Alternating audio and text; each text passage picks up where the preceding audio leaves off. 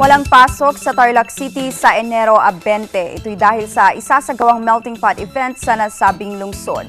Ang buong detalye sa report ni Aida Tabamo.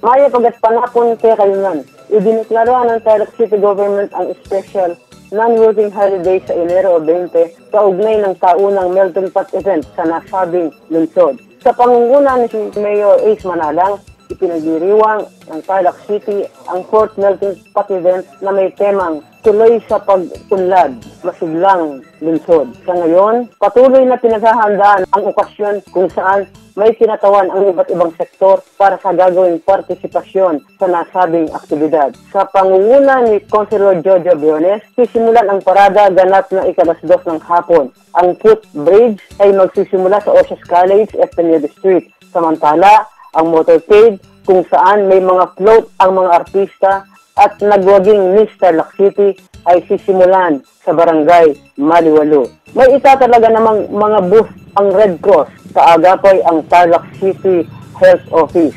Nag-deploy din ng mga pulis para sa peace and order, maging ng mga kagawad ng Bureau of Fire Protection. Ilan sa naabangan ng naturang event ay ang mga mega job fair, barangay traditional palaro, barangay night concert, grand parade with a star, variety show, grand aerial fireworks, display, at marami pang iba. Magsisimula ang nasabing long event mula January 15 hanggang January 20 ng taong kasalukuyan.